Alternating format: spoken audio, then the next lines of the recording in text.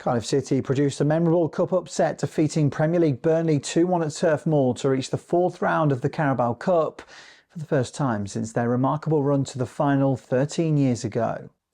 Goals from Colwill and Callum gave the third-tier side a deserved lead, while a sublime strike from Zian Flemming kept Burnley's hopes alive. Yet Cardiff held firm to secure a historic victory. The atmosphere at Turf Moor was almost eerie, with just a smattering of Cardiff fans behind Max Wyb's goal, doing their best to inject energy. From the outset, it was clear that City were not intimidated. Despite Burnley's superior possession creeping in, Cardiff's organisation and cohesion were immediately evident.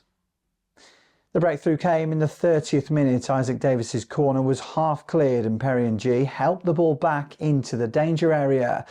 Will Fish's header fell to captain Callum who laid it off for Colwill, who made no mistake from close range.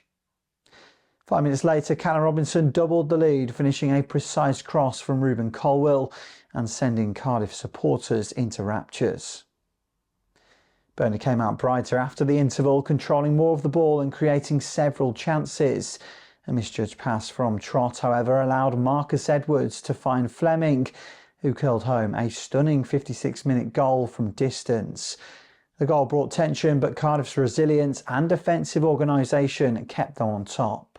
Fringe players rose to the occasion, showing composure, energy and tactical discipline beyond their years. Cardiff's ability to frustrate a Premier League side while executing clinical finishing highlights a team growing in confidence and ambition. This win is more than just progression to the fourth round, it's a statement. Cardiff City has shown that determination, belief and organisation can topple giants, and their supporters will now dream of a cup run that could revive the club's finest moments. The journey continues, and this victory will be remembered as a turning point in their campaign.